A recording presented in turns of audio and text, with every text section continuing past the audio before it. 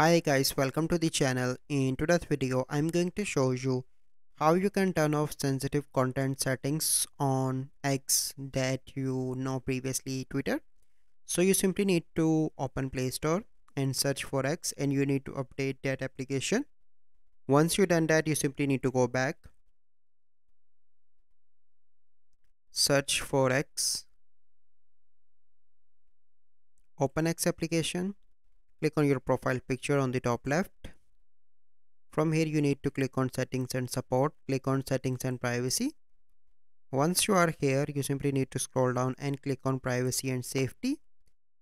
So once you are on that window, you simply need to find the option content you see, and here you can see display media that may contain sensitive content. You simply need to turn that filter off from here.